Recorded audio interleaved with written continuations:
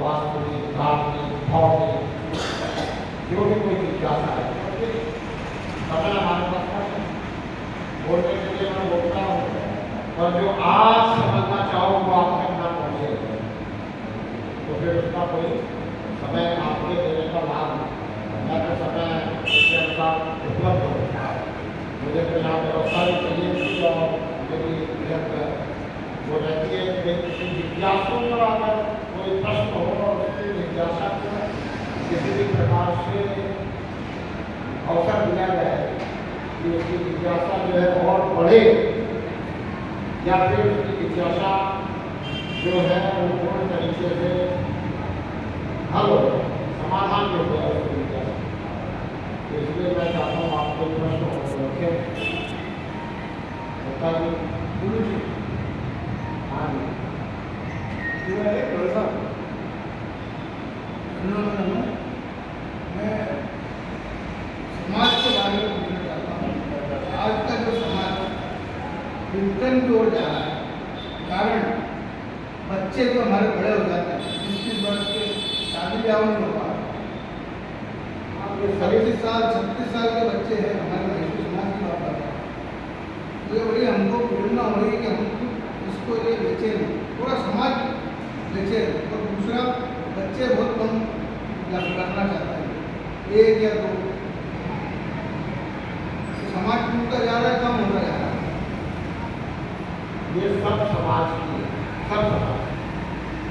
कोई भी ऐसा समाज नहीं है जिसमें ये समय में दौर चल रहा है।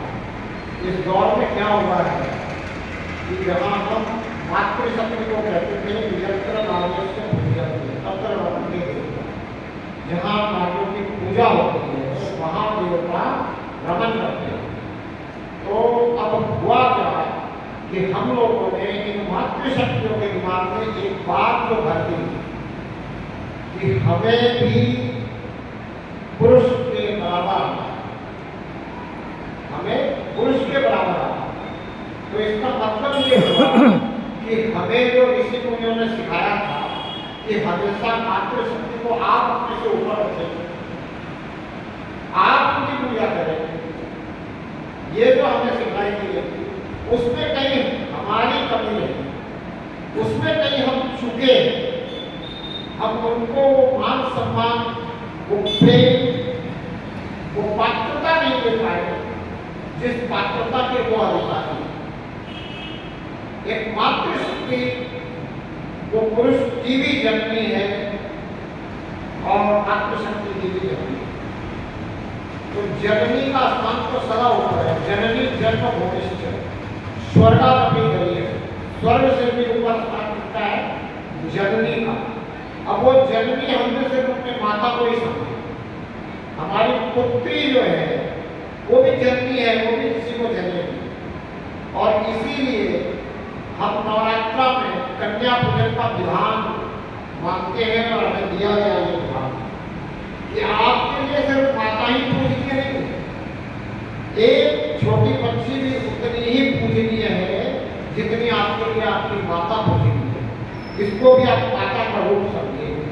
हम पूजन तो करते हैं, हम विधि विधान तो करते हैं, पर अगर मैं कड़वा सच कहूँ तो हम पूजन और विधि विधान सिर्फ डर या लालच में करते हैं। हम उस बात को समझ नहीं पा रहे हैं, इस बात के लिए ऋषि मुनियों ने हमें ये विधि विधान दिया कि आप बचपन में जिस कन्या को पूज रहे हो उस कन्या को हमेशा पूजते रहो, उसे इस बात का आवाज दिला करके रखो कि तू हमेशा हमसे ऊपर है, हमेशा तेरी शक्ति हमारे से ज्यादा है, तेरे अंदर सहन शक्ति ज्यादा है। ये बात हमारी कमी है और इस कमी के कारण आज क्या हुआ है, हमारी ये मातृशक्तियां, हमारी ये देवियां, ये अपने को आपके बराबर बनाने में लगी हुई है, क्योंकि हमने अपने आप को इनसे ऊपर कहीं ना कहीं प्रतिष्ठित कर दिया। जो हमारे ऋषि मुनि, हमारे सनातन के चिंतक नहीं चाहते, और यही कारण है इस जो अवस्था व्यवस्था में चल रही है। अब करना क्या है, मैं इस विषय सुबह ही चिंतन कर रहा था, मुझे चिंतन क्या विचार है कि ये ऐसा हो क्यों रहा है। फिर मुझे ये बता, ये इसलिए होगा कि हमने ऋषि मुनियों की बात को सही तरीके से समझी नहीं और उसको उसी तरह से व्यवहार में नहीं लाए। सिर्फ हम विधि विधान को अपनाए पर व्यवहार में नहीं लाए। हमने अपनी बिटिया को कभी बिटिया रानी कहा, ये सोचना पड़ेगा। हमारे दादाजी या हमारे परदादा जी क्या कहते थे? बिटिया रानी। हमेशा उसको रानी कहकर के बुलाने से उसके अंदर ये भाव आता था कि मैं तो रानी हूँ, मुझे पढ़ लिख कर किसी की नौकरानी नहीं बनना। ये जो भाव है ना, वो बहुत कुछ पैदा करता है। शब्द से ब्रह्म जाता है, शब्द से ब्रह्म सोया है। सारा खेल शब्दों का है। अगर हमने उसको बिटिया रानी कह के पाला पोसा होता, बिटिया रानी को रानी की तरह व्यवहार में लाए होते, हम उसके हर बात को रानी की तरह माना होता, तो ऐसा ना होता। ये आज भी मानना होता। आज हम बिटिया रानी नहीं कह रहे हैं, रानी की तरह नहीं मान रहे हैं, लेकिन फिर भी मानना पड़ता। और उस मानने का कारण क्या है कि हम जो ये आप बात कर रहे हैं, बच्चे कम हो रहे हैं। तो बच्चे जो कम हो रहे हैं, उसका कारण यह है कि पहले कम करना शुरू करने की व्यवस्था बनाई है। और ये षड्यंत्र है। इस षड्यंत्र को हम समझे। ये षड्यंत्र किसका है? ये षड्यंत्र उनका है जो चाहते हैं कि आप कम हो जाए और वो ज्यादा हो जाए। वो चाहते हैं और उन्हीं के हिसाब से ये जो षड्यंत्र चला, इस षड्यंत्र का ऐसा असर पड़ा कि आज हमारी मातृ शक्तियों की भाव ये बनते हैं कि हम कोई बच्चा पैदा करने की मशीन थोड़ी। लेकिन एक दूसरी तरफ देखो आप, वो भी मातृ शक्तियां हैं, वो इस बात को नहीं कहती। क्यों? क्योंकि शुरू से उनके दिमाग में ये बात डाल दी है। दिमाग बड़ा अजीबोगरीब चीज है। इसके अंदर जो बात दिमाग में जो बात डाल दी जाती है ना, उसका बहुत बड़ा असर होता है। जिसको कहते हैं कि दिमाग का बदल देना। अब आप बचपन से अगर उनको ये बात बताओ, धर्म क्या है, परमात्मा क्या है, कैसा है, परमात्मा क्या चाहता है, तो बात बने। अब वो बता रहे हैं कि भाई हम जिसको मानते हैं ये क्या चाहता है, हमें करना क्या है, हमें अगली पीढ़ी को दे के क्या जाता है। वो तो बता रहे हैं कि हमें अगली पीढ़ी को भारत जो है शासन और शासक के रूप में चाहिए। हम शासक हो इस देश में, शासन हमारे हाथ में, सत्ता हमारे हाथ में। अब इसके लिए क्या करना पड़ेगा? तो बोले इसके लिए क्या चाहिए? इसके लिए पद चाहिए, मताधिकार हमें है। तो हमें पद चाहिए, तो पद कहाँ से पैदा होंगे? मातृ शक्तियों को बताया गया कि पद आपसे पैदा होगा। और आप अगर ऐसा करोगे तो आप पे कौन खुश होगा? जो सर्वे सर्वा है, जिसको हम सर्वे सर्वा, जो सर्वशक्तिमान है, ये खुश होगा। लेकिन ये बात हमने नहीं बताई। मेरी समझ में एक बात जो है ये आई कि मेरी दादी जी के 11 बच्चे थे, मेरे पिताजी और मैंने मिला करके 11 बेटे थे, और हम अपने माता जी के 3 और तीसरे में ऑपरेशन। कहाँ से आया, क्यों आया, और हमारी दादी जी ने क्यों नहीं करवाया? क्योंकि वहां तक ये बात थी कि बच्चे भगवान की देन, बच्चे भगवान का रूप है। लेकिन उसके बाद ये सब बातें हमने बतानी करनी बंद कर दी। हम तो सिर्फ कथाओं में लग गए, और कथाओं में भी कौन सी कथा? कृष्ण कथा। और कृष्ण कथा में भी क्या? कभी सत्यभामा का जिक्र नहीं। कभी किसी ने सुना हो किसी कथाकार ने कृष्ण की व्याख्या सत्यभामा का जिक्र किया है? कोई नहीं। अच्छा, किसी को पता है कृष्ण के कितने पुत्र थे? कथा सब सुनते हैं, कृष्ण के कितने पुत्र थे किसी को नहीं पता। राधा का सबको पता, रुक्मिणी का सबको पता, सुदामा का सबको पता। क्या कृष्ण के इस कथा में सिर्फ राधा, रुक्मिणी और सुदामा ही है? क्या कृष्ण की इस कथा में सिर्फ गोपियां ही हैं? कृष्ण की इस कथा में और भी हैं कैरेक्टर, लेकिन उनकी चर्चा हमारे सामने बंद कर दी गई। पहले होती थी, पहले पूरी भागवत पढ़ी जाती थी, पर वो बंद कर दी गई। अब ये किसने करवाया? तो एक तो इधर से इन्होंने जो है दिमागों में ये बात डालना शुरू करी, एक जो अधर्मी है उन्होंने ये बात डालनी शुरू करी कि यहाँ जो है सरकारी लेवल पे काम किया जाए, ऑपरेशन करवाया जाए और किया जाए, इनके बच्चे कम हो, हमारे बच्चे ज़्यादा हो, हम नहीं करेंगे। और इनके साथ शासन सत्ता ने इनका बहुत सहयोग दिया। वो सब चला, चलने के बाद में हमारी जो ये 9 युवतियाँ जिसको कह रहे हैं, मैं मातृशक्ति शब्द देखा हो, इनके दिमाग में ये बात उठाई। और दूसरी तरफ कथा का भाग, ये जो क्रिश्चियन है ये भी अधर्मी। मैं विधर्मी किसी को नहीं करता हूँ, सबको अधर्मी करता हूँ, है ये भी अधर्मी। इन्होंने क्या किया? बिना मारे काटे संस्कृति और सभ्यता को बिगाड़ करके कैसे भारत में राज्य किया, इसकी शुरुआत कहाँ से? तो इन्होंने कथाकारों से सांठगांठ की और जो कथा चलती थी उसमें कहा आपने सिर्फ लव एंगल दिखाना है कथा, ताकि जो है ये संस्कृति बिगड़ जाए, ताकि इनके घर की जो 9 युवतियां हैं वो सब के सब राधा और रुक्मिणी बनने की सोचे। तो हमारे सनातन की जितनी युवतियां हैं आज के समय में राधा और रुक्मिणी बनने की सोचती है, सीता बनने की नहीं सोचती। हम राम कथा करवाते नहीं, हम राम कथा करवाते ही नहीं। हमारे दिमाग में एक बात डाल दी गई है कि भागवत सुनने से मुक्ति हो जाएगी।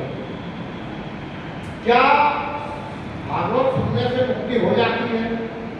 अगर भागवत सुनने से मुक्ति हो जाती तो सुनाने वाले की भी हो जाती कि नहीं हो जाती? भागवत सुनने से अगर मुक्ति हो जाती तो सुनाने वाला जितनी बार भागवत सुनाता अपने परिवार को सबसे पहले आगे उठाता, बोला सुनो रे तुम्हारी मुक्ति हो जाए। किस चीज से मुक्ति चाहिए हमें जीवन में? दुखों से मुक्ति चाहिए कि नहीं? मुक्ति तो सिर्फ दुखों से ही चाहिए ना, और तो नहीं चाहिए। और सबसे बड़ा दुख क्या है? जन्मने में और मरने में।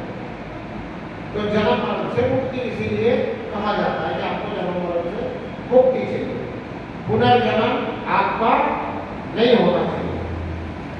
अब वो मुक्ति की ऐसी बात चलाई और भागवत के साथ ऐसा जोड़ा कि हमारे जितने पैसे वाले लोग हैं वो क्या करते हैं?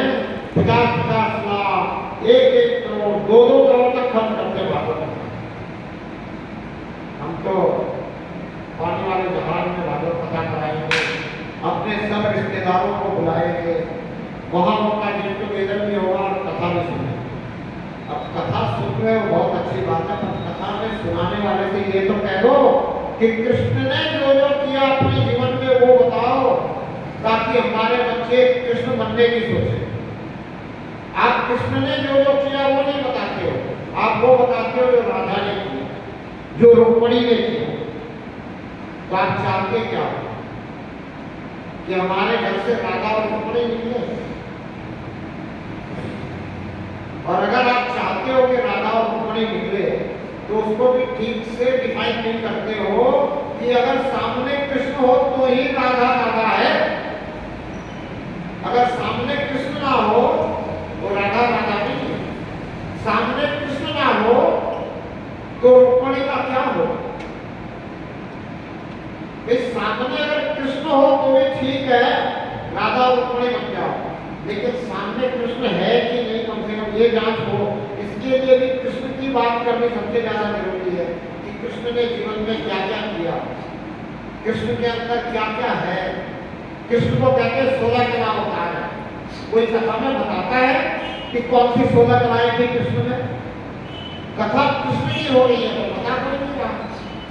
इसलिए मैंने लिखा भी होगा शायद आपके पास जो आया होगा कि मैं कृष्ण गाथा करता, मैं राम गाथा करता।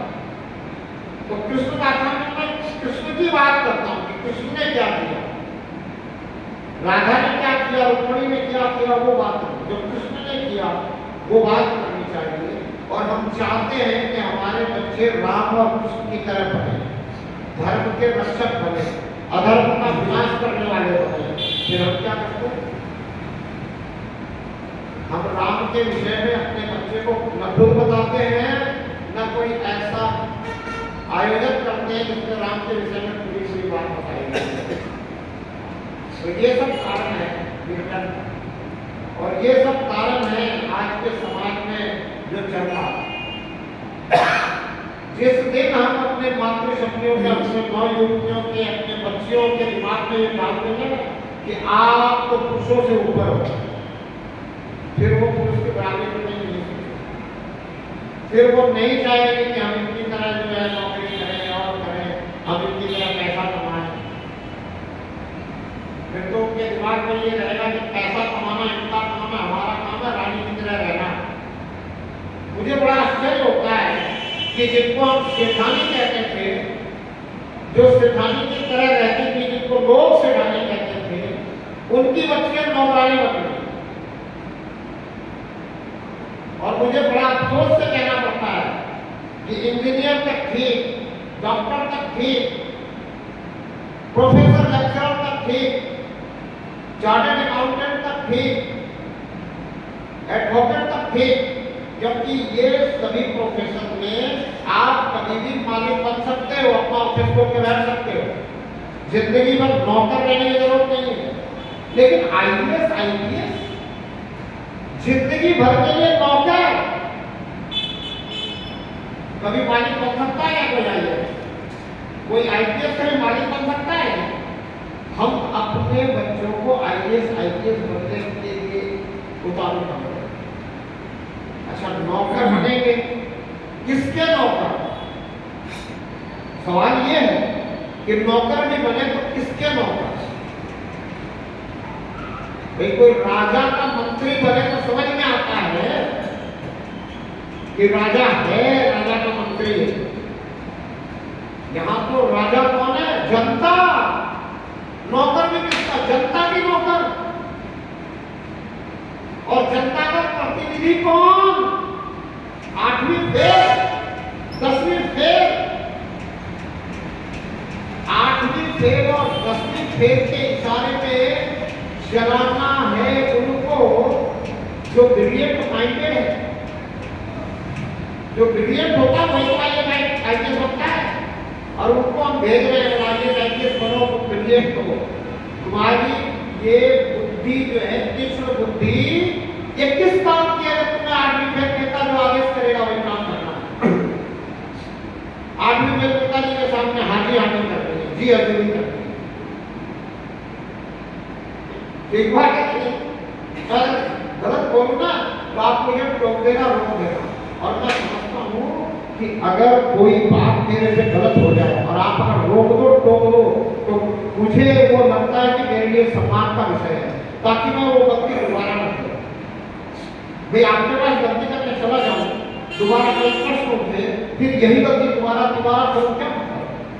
तो अगर मैं कोई गलत बात बता रहा हूँ, गलत कुछ आपको लगे कि नहीं महाराज यहाँ तो आप बड़ा गड़बड़ कर रहे हो, तो मुझे रोकना, टोकना, ये मेरे लिए, मैं समझता हूँ आपने मुझे सम्मान दे दिया, क्योंकि आपने मेरी एक गलती दूर कर दी। या फिर एक बात और भी तो होगी, हो सकता है मैं सही हूँ और आप गलत फहमी में हो, तो आपकी गलत फहमी दूर कर दूंगा। उससे क्या होगा कि मैं जो बात आप तक समझाना चाहता हूँ वो आप समझ जाओगे, तो आप दूसरों को भी समझा पाओगे, और समाज ऐसे ही सुधरेगा। समाज किताबों से नहीं सुधरेगा। दुनिया में बहुत किताबें लिखी गई हैं अच्छाई और सच्चाई को बढ़ाने के लिए। क्या दुनिया में अच्छाई और सच्चाई बढ़ी? नहीं पढ़ी। अच्छा, कोई एक भी किताब लिखी गई है क्या बुराई को बढ़ाने के लिए? कोई एक भी किताब कहीं लिखी गई है बुराई को बढ़ाने के लिए? अच्छा, आपने कहीं कोई एक लाइन भी देखी हो तो बुराई को बढ़ाने के लिए लिखी जाती हो? नहीं ना। फिर बुराई बढ़ती कैसे? देखा देखी, देखा देखी बुराई बढ़ती है ना। तो अब मैं चाहता हूं कि हमारे समाज में, हमारे इस सनातन के परिवार में लोग अच्छा करना शुरू कर दे। देखा देखी अच्छाई हो जाए। अब अच्छे में क्या है तो बताना शुरू करें कि बच्चे भगवान का रूप है और बच्चे परमात्मा की देन है। परमात्मा की देन को क्यों रोको टोको? परमात्मा से वैर है क्या तुम्हें? जिसको परमात्मा देता नहीं है वो हाय हाय करता है कि दिया नहीं है, और जिसको दे रहा वो फायदा क्यों करे? हमें एक बात और समझानी पड़ेगी। सुभाष चंद्र बोस अपने पिताजी के, अपने माता जी के कितने नंबर के पुत्र थे? चंद्रशेखर आजाद कितने नंबर के पुत्र थे? भगत सिंह कितने नंबर के पुत्र थे? सब चौथे पांचवें सातवें आते। अम्बेडकर को ले लो और किसी को भी ले लो, जिनका भी है ले लो। जिस परिवार में एक पुत्र होगा वो चंद्रशेखर आजाद नहीं बन पाएगा, वो भगत सिंह नहीं बन पाएगा, वो सुभाष चंद्र बोस नहीं बन पाएगा, वो क्रांतिकारी नहीं बन पाएगा, वो सेनानी नहीं बन पाएगा। हमारे अगर कोई स्वतंत्रता सेनानी की समाज से है ना तो उनके परिवार को भी देखना, चौथा पांचवा जो बच्चा था वो बनेगा, वो बना होगा स्वतंत्रता से। ये बातें हम पहुंचाते ही नहीं है हमारी मातृशक्तियों तक। क्यों? जो परमात्मा ने दिया है वो बंद करना। अरे धरती पे कुछ अच्छा करने के लिए अच्छे लोगों की जरूरत है, और 2, 4, 10 पैदा करेंगे तभी तो उनमें से कोई अच्छा निकलेगा। एक ही पैदा करेंगे, उसको अच्छा बनाने की कितनी भी कोशिश कर लो वो बिगड़ेगा ही। क्यों बिगड़ेगा? क्योंकि एक है। आप सोचोगे एक हो जाए, वो एक कभी एक नहीं बनेगा। क्यों नहीं बनेगा? क्योंकि आप उसकी सारी जिद पूरी करोगे। आप उसकी सारी जिद पूरी करोगे तो जिसकी सारी जिद पूरी हो जाए वो नेक बन सकता है। जिसकी सारी जिद पूरी हो जाए वो नेक नहीं बन सकता। जिसके पास कमियां होंगी ना वो थोड़ा विचार करेगा, सोचेगा तो वो कुछ समझ सकता है। अब एक बच्चा है, उसको आपने कह दिया कि तू अच्छा नहीं कर रहा है, वो सोच भी रहा है कि मैं कुछ अच्छा करूं। अब एक ने उसने खिलौने तोड़ दिए, आपने कहा अच्छा नहीं कर रहा, दूसरे ने कह रहा कि और खिलौने ला के दो, आपने यार एक ही बच्चा ला के दे। वो क्यों उस विषय में सोचेगा? उसे तो मिल रहा है, फिर तोड़ेगा, फिर भी आप ला के दोगे, आप सिर्फ कहोगे अच्छा नहीं कर रहा, क्यों तोड़ रहा? लेकिन 2, 4, 5 जिसके होते तो उसको मालूम था एक बार तोड़ दिया नहीं, उसी ने जोड़ के खेल नहीं खेलेगा तो माटी में खेल, रेत में खेल। पहले बच्चे रेत में घर बनाते थे, आज बनाने कहाँ दिए? क्यों? एक है। ये सब जो बातें हैं ना ये है विज्ञान का। और एक आपको बताओ, संयुक्त परिवार नहीं रहने का कारण क्या है? जो आपने पूछा भी, तो संयुक्त परिवार नहीं होने का कारण सिर्फ क्या है? प्रतिस्पर्धा। हमने खुद में होकर के बच्चों में प्रतिस्पर्धा पैदा कर दी। अपने भले 2-3 बच्चे हो तो भी, मैं अपने माता पिता की बात को आगे बढ़ा है, अपने भले 2-3 बच्चे हो फिर भी कैसी प्रतिस्पर्धा करनी? और पुराने का बच्चा देख पढ़ाई में कितना तेज है, और पुराने का तेरे से आगे कर दिया, उसने देख ये कर दिया, इसने देख ये कर दिया। अरे उसने इसने क्या कर दिया उसको देखने से मैं थोड़ी करूँगा। सबको परमात्मा ने एक जैसी बुद्धि और एक जैसा भाव थोड़ी दिया है। सबके अंदर एक ही कला थोड़ी भरी है, सबके अंदर अलग अलग कला है। तो इसलिए प्रतिस्पर्धा जो है ना ये खराब कर रही है, जिसको हम ईगो कहते हैं। डालते तो हम ही है, फिर बाद में हम कहते हैं इसमें बड़ा एटीट्यूड है, इसमें ईगो है। अरे आप एक दूसरे से प्रतिस्पर्धा में लगाओगे तो उसके अंदर क्या आएगा? ईगो और एटीट्यूड ही आएगा। इसलिए कभी बच्चों के सामने ये बातें नहीं होती है प्रतिस्पर्धा वाली, एटीट्यूड वाली। अरे जैसा है वैसे उसको ही बताओ कि तुझे कैसा करना, दूसरे को कल दिखाओ, दूसरे के जैसा वो कभी नहीं होता। उसके अंदर जो गुण है उसको निकालने की कोशिश करो। उसके अंदर कोई कमी है तो उसकी कमी को उसको अगर धीरे से आप कहोगे कि बेटे तेरे अंदर ये जो कमी है, इस कमी को दूर कर ले, तो वो दूर करने की सोच भी सकता है। अगर नहीं सुन रहा है तो गुस्सा अंदर से नहीं आना चाहिए कभी। अगर अंदर से गुस्सा आ गया और अंदर से गुस्सा आने के कारण आप उसको डांटने लग गए तो फिर शब्दों पे कंट्रोल नहीं रहेगा, फिर आप क्या बोलते हो आपको पता नहीं रहेगा। गुस्सा अगर अंदर से आता हो तो उसको रोक लो और बाद में गुस्सा करने का ड्रामा करो। फिर आप सोच समझ के गुस्सा करोगे ना तो आपके शब्द बिल्कुल सटीक निकलेंगे और उसके दिमाग में बैठ जाएंगे। अन्यथा क्या होता है, हमारे पिताजी तुरंत गुस्सा आता था, गुस्सा करते थे, बहुत गुस्सा करते थे, तो कुछ दिनों के बाद हम कहने लगे कि रामायण चालू हो गई, ये तो रामायण बदल चालू होगा। क्या मतलब? तो मैं तो अपनी बीती हुई बात बताता हूँ, अपने जीवन का जो वृत्तांत है, जो सत्य है ना, वो रखता हूँ लोगों के पास। हम अभिभावक बन नहीं पा रहे हैं, सबसे बड़ी समस्या ये भी है कि हम खुद अभिभावक नहीं बन पा रहे, हम माता पिता बन के बच्चों के सामने नहीं आ पा रहे हैं। हम जब भी बच्चों के सामने आते हैं सभी बच्चे बन के आ जाते हैं। सोचा है कि माता पिता बन के कैसे आया जाता है बच्चों के सामने, अभिभावक बन के कैसे आया जाता है बच्चों के सामने। अपने बच्चों के सामने हम पति पत्नी बन के ही बात रहते हैं, और वो भी पति पत्नी का कौन सा रोल, जिस रोल में गहमा गहमी हो, गर्मा गर्मी हो, थोड़ी ऊंची आवाज में बातें हो, प्रेम भाव वाले भाव बहुत कम, और प्रेम भाव वाले भाव में आप आ भी नहीं सकते बच्चों के सामने। तो बच्चों को क्या दिखता है? दोनों की लड़ाई। वो क्या समझते हैं लड़ाई?